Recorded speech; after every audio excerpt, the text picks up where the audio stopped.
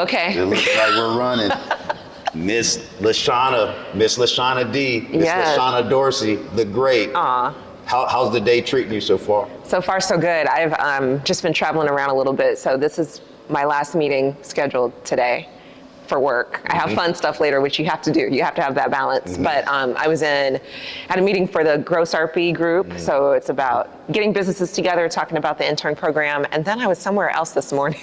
I just kind of go from thing to thing. Yeah, from point A to point B. Well, Yeah. everyone, this woman here, she's amazing, doing so many great works in our community. She's a leader at the Nebraska Tech Collaborative. Yeah, and so if you could expand on what you're doing there and how is that program impacting the community of Omaha and beyond? yes, for sure. Yeah, I know. You're so animated. I love it. You gotta animate. I'm just excited to have her here because she's amazing. Thank you. Yeah. And then we should go back, after I answer this question, we should go back to how do we know each other? Because I always love a background story. Okay. Right. So I work for the Exarban Foundation, and Exarban has 4 workforce-related initiatives, actually 3, and one big project on sustainable agriculture. So 4 initiatives. I lead 2 of them, the Nebraska Tech Collaborative, which I was recruited back to Nebraska from Florida in the winter to run. But So you were living in Florida, and then you come back to Omaha during the season. It's cold. It gets, you all know it's cold here in Nebraska. Right. Go from Florida to Nebraska. yeah. It must have been a great opportunity for you to take advantage of that transition. Yeah, to me it was. It was kind of like, prior to that, I was working at Mutual of Omaha working on workforce development in IT. Super fun, great company. But when I was thinking about what I can do at scale, then working on a statewide initiative like the Nebraska Tech Collaborative made a lot of sense, especially when I'm like, okay, the potential impact across the entire state. So it's a 5-year-old program at this point, or initiative, and Nebraska Tech Collaborative is focused on growing Nebraska's tech workforce, and that includes people who aren't in tech yet, so interns, think veterans, career changers, supporting talent that's already here, like making sure they're connected and engaged in the tech community, and then also supporting entrepreneurs who are building tech companies. So making sure that they can get connected to businesses who can potentially become customers for them, which can lead to them being able to need to hire more people and create more jobs and interesting work. So that's like the simplest way I can describe it. Hopefully that is clear to people, because I do get questions about this a lot. It's loud and clear. Okay. And then the statewide internship program, it's been run through the Department of Economic Development for over 10 years. Exarban just took on the role of providing business educator and student outreach throughout the state as of last year, and I took on that additional executive director role in October of 2023. So it's going well. We've, in collaboration with the state has awarded $6.3 million to businesses in a pretty short time frame, like less than a year, which is about 1,200 jobs, 246 businesses across the state represented. So it's super exciting. Yeah. That is exciting. I'll tell you what, Miss LaShonna Dorsey is one of the most impressive people I've met. We go all the way back to, I was friends with Chris Shanu and all those guys, Andrew, Marcus. Yeah. We were operating our training program over there at the Body Masters Fit Club. So shout out to my guys over there at Body Masters Fit Club. Yeah. Just tell us more about what drives you. I remember you used to show up, you got, BMW. I'm like, let me talk to this young lady, what is she doing? She's doing something major. But what I've always appreciated about you, LaShonna, is how you carry yourself, the heart you have for people. You speak so eloquently, and you're driven. Like, what is that? Where does that drive come from? Go back. I love it. Where did that drive start? Let me think here. First of all, thanks for those compliments. And I will tell people too, so I used to, back in the day, have this thing where I'm like, I have to have a car that's this type of car. Now I drive a Volkswagen, and it's the best thing ever, especially VW. It's so reliable. And driving statewide, so I sometimes have to drive to Scotts Bluff. That's a 7.5-hour drive with the time zone change.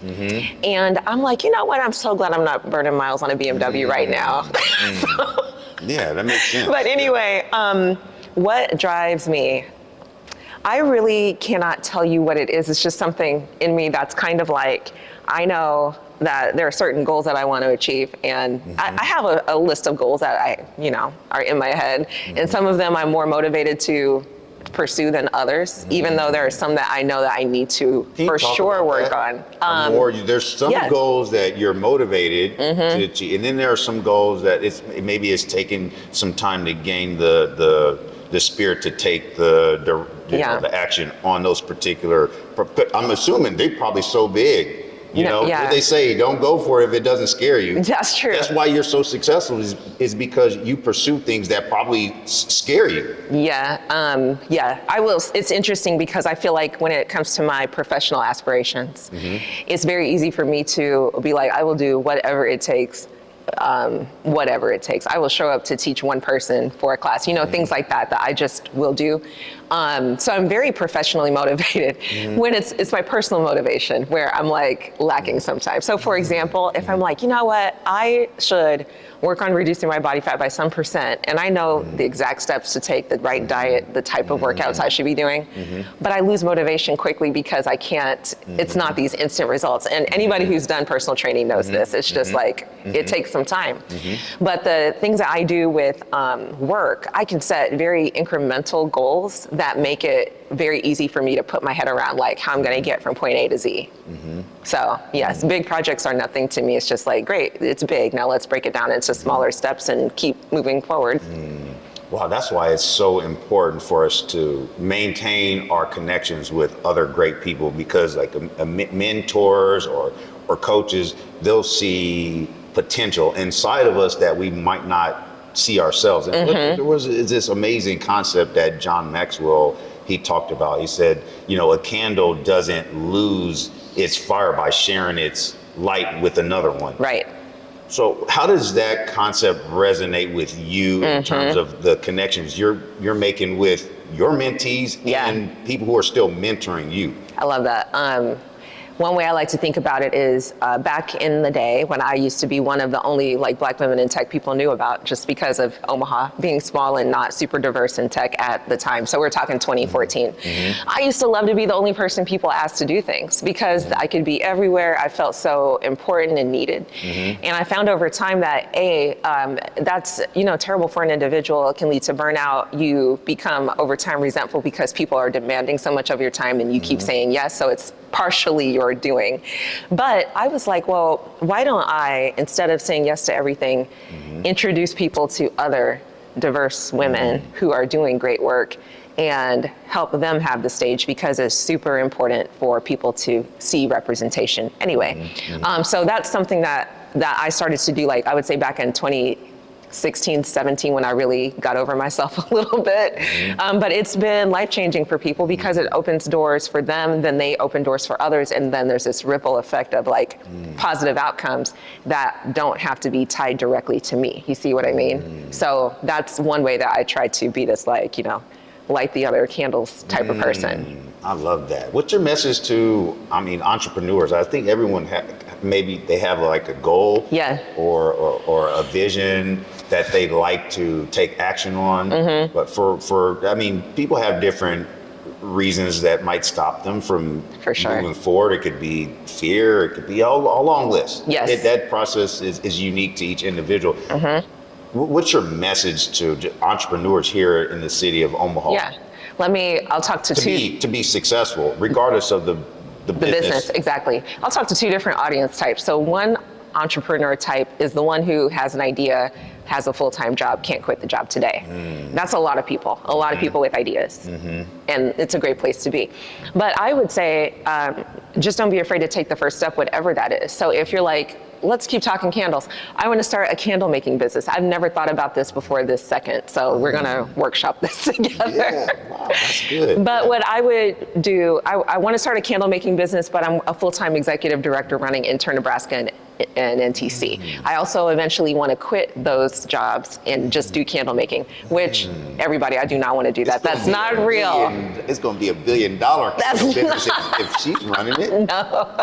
No, I love my work. This is just an example. So what I would do personally is I would just start researching, like, what does it take to start one? And then if you can get yourself into farmers markets or just those really small stakes situations where you can sell your craft, get some feedback from customers real time, that sort of thing, that's what I would do. Set up a small website and just start small. Have low inventory, whatever it takes to just kind of get it off the ground, and then work on building momentum. Obviously, you need to leverage social media. That is so critical. So if you're afraid of it, like I used to be, you gotta get over that.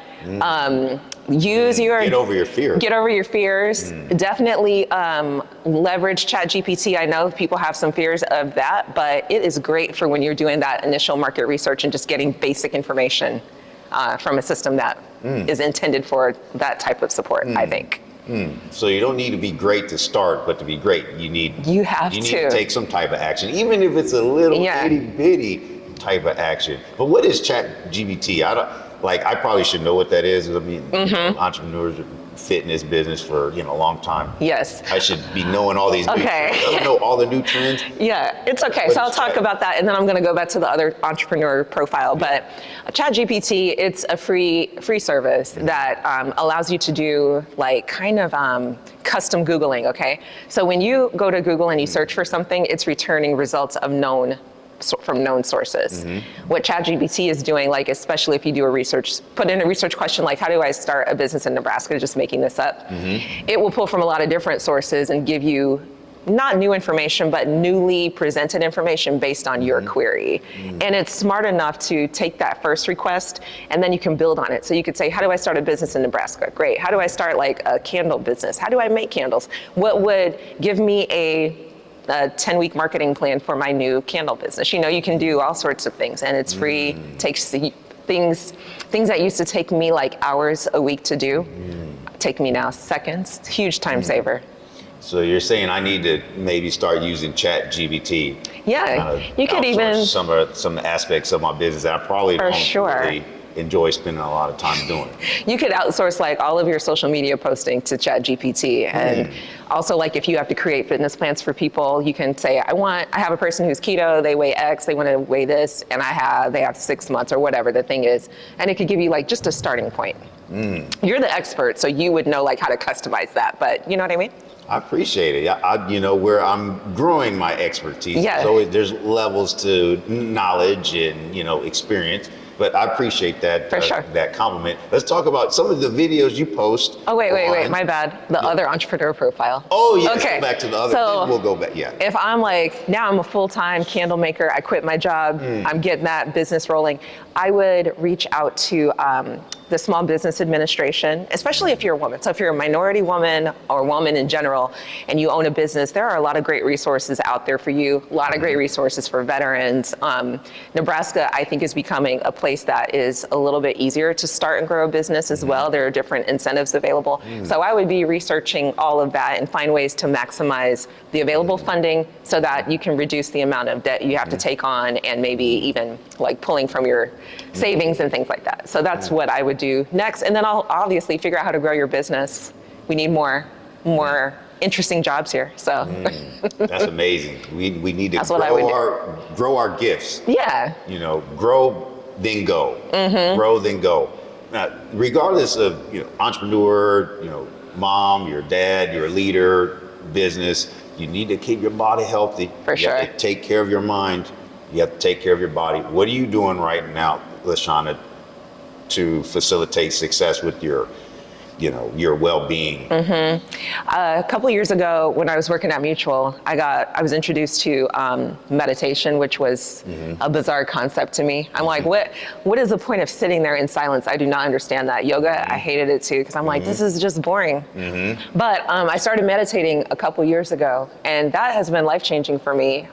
Actually, like 3 years ago, but anyway, life-changing because it quiets the noise in your head, and it's really important to give yourself just like peace and space to think, be creative, just be, And so I found a lot of joy in that. I do try to work out regularly, so I'll be in a routine where I get in like to Orange Theory 4 or 5 times a week. I'm doing my 10,000 plus steps a day, but it's so easy to fall out of it we'll talk about that after this, but I keep trying on that. Plus, after I turned like, I would say 40, I was like, man, I really am getting into those maintenance years. Couldn't even tell. 45 this year. So I'm like, I really gotta take care of things. It doesn't crack. That's a thing.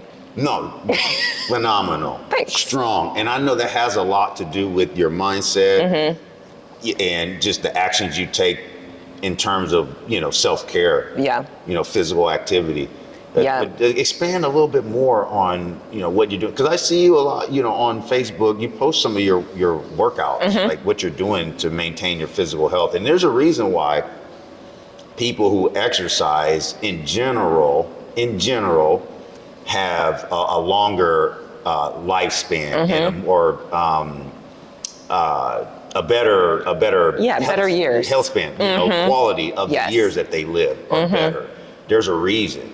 Can you expand on some of the concepts that you're focusing on right now? So let me tell you something that's really interesting. So when I lived in Florida, I started doing 5Ks just so like I could be around people but not have to talk to them. So I'm like, oh, this is a way to be like kind of social but not really. So I started doing those, and it's a nice distance. 3.1 miles is doable by most healthy people within an hour if you walk it even. So in that first year though, I averaged 40 minutes. I did 21 5Ks that year. And then last year I did 22 or 23. I can't remember the numbers, but anyway, some increase. And I decreased my average race time. I've decreased it again this year. And so I'm getting older and faster, and that is really wild to me. And I don't really run between races. I try to do Orange Theory, like I said, and just stay active. But it's been interesting to me that with that consistent effort over time, and it's not perfect at all, but it's like, I just at least try to get as many, like this year I'm doing 27 races. So that's almost a race like every other weekend, and sometimes back-to-back weekends, sometimes Saturday, Sunday, just depending on the availability of races. But I found that kind of sticking to that type of routine at least closely has definitely helped me, I think, age better. I feel younger this year than I did 2 years ago. That's incredible. I mean, keep the process healthier, simple. I should say. Healthier, yeah. Keep that, whatever that process looks like for you. It doesn't necessarily need to be identical to what LaShonna, myself, or someone else is doing. However, the components should be the same. What you incorporate into your routine, it should be some degrees of strength training, some aerobic activity. Focus on your mind. That's probably the most important organ that you need to take action on nurturing, because your body is just a robot essentially that's controlled by your mind. But LaShonna is such a great example. I know you used to do some boxing, right? Yeah. With I've tried it all. You tried it all, and that's a great philosophy to kind of adopt as well. Don't give up.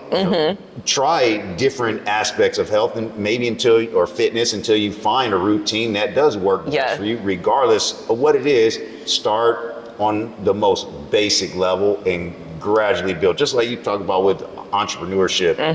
Take those small steps initially, because if you do too much right away, you'll get burnt out and you'll have a hard time sustaining the goals. Because fitness is not an event. It's a life journey, and you want to be healthy forever. Yeah, this is really interesting because there are so many parallels. So I'm thinking about like whenever I'm like, okay, I'm going to the beach in 5 weeks or 3 weeks. What can I do to drop? I'm going to say a crazy number just because it's silly. But I'll be like, okay, I need to drop like 20 pounds in 3 weeks. What's the fastest crash thing I can do? So even if I'm halfway successful, those results are not sustainable for me ever, because it's not, the foundation is so weak. It's like you're doing some crash thing that you can't keep up forever. And so I think that, to your point, the things that we can do that are incremental, and then you like build on that progress is really makes a lot more sense. That's amazing. Talk to us about one person in your life, currently or maybe from the past, who has had a significant impact on your success as a businesswoman.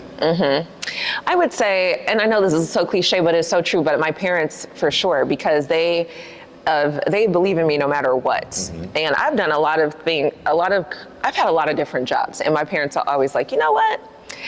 We believe that this is still going to lead you to the thing that whatever you're supposed to be doing. And my dad gives great like direct advice, which I don't always love to hear. My mom is like the nicest person, so they create a nice balance for me.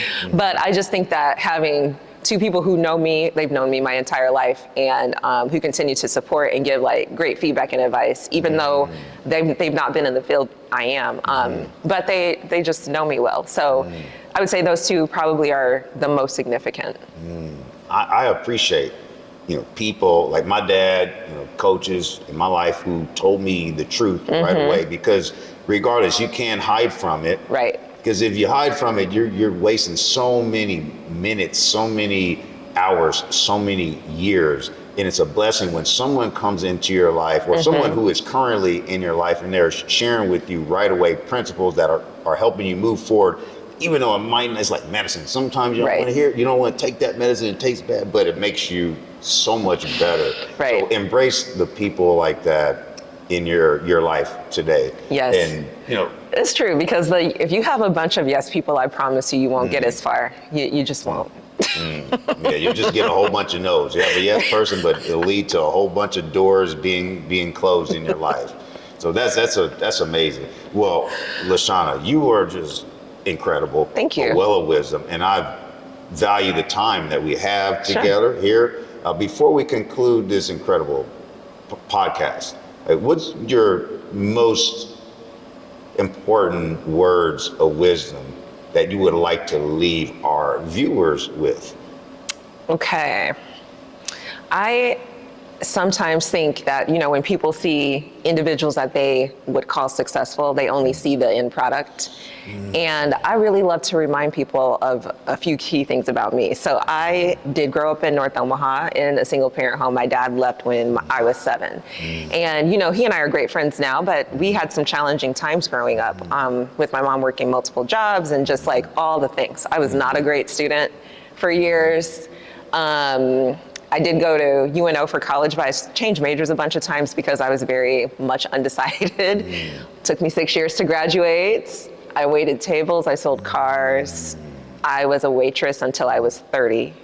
Wow. And I had some other jobs like before then that, could have led to more, but I just wasn't mentally prepared to bring more to the table.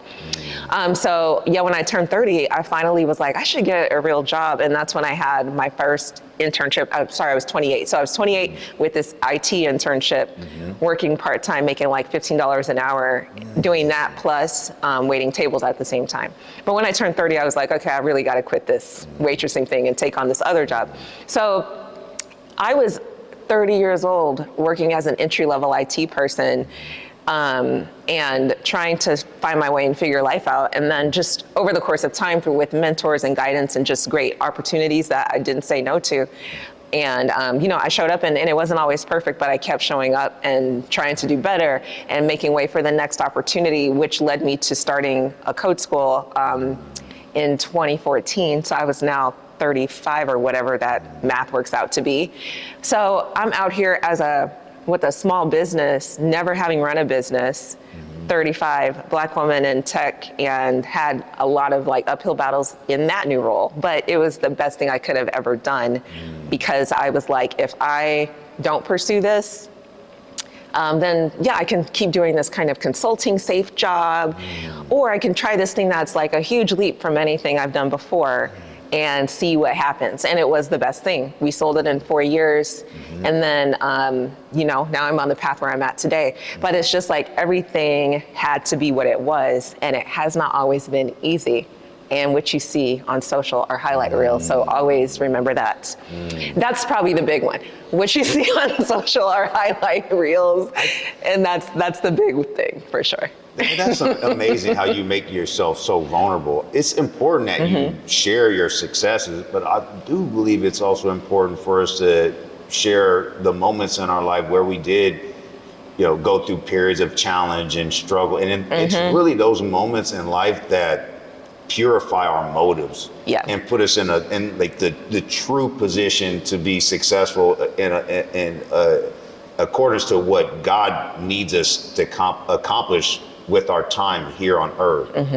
But a blessing. Wait, can I say one more thing? One more, yes. I keep thinking of things. So one other piece of advice I would give entrepreneurs, because this kind of goes back to some point we were just talking about, but it's really important to be a part of a community. And so when you're an entrepreneur, it can feel very isolated and hard because your business is unique to you, right? Yeah. And right. Yeah. And finding customers, all the challenges that come along with that, getting people to give you money, all the stuff. So getting into a community with other entrepreneurs is so key. And if you're in Omaha, there's a weekly meetup on Wednesdays at Millwork Commons called 1 Million Cups, 9 o'clock. And then they have open office. What day is that? Wednesdays at 9 a.m. And then they have open office hours with people who are in the startup space and provide different services like legal, investors, things like that. So just a lot of different people who are skilled in this space. But in short, I would just say go find your community. No matter what space you're in, it's so important to be around people who understand what you're going through. Amazing. Clap it up for the great LaShonna and a high five. High five. Also feel free to call me Shauna, either one. Oh, Shauna. Shauna or LaShonna. LaShonna is my parents' Which one's name. better? Which one do you? I think Shauna is more spunky. I love it. That's like, it gets to the name, but my name is LaShonna. Shine with Shauna. I love that. We're better together. It's not how you start, but the way you finish is more important. That's Agreed. what I got from you. Of all the great words of wisdom and affirmations and concepts and principles. You're just a well of great things. So Thanks. I appreciate it. Now, everyone, make sure you like this video, share this video, and subscribe to the TC Lifestyle Fit YouTube channel. And where can they find you? Oh yeah, okay, so mostly on LinkedIn. That's probably where we're the most active, but we have a YouTube channel for Intern Nebraska, and then also the Nebraska Tech Collaborative. And you can see all of our podcast episodes, all sorts of stuff, and be introduced to some awesome people doing great work. Yeah, we need more awesome people in our life. Yes, we do. Yes, amazing. One more time. Thank you. Thanks for having me. Yes, thank you for being here, LaShonna. All of you, flex those muscles. Let's get stronger, grow our mind, grow our body, and let's just keep getting better together. I'll see you all on the next video. Peace out. All right. So fun. Yeah, good job.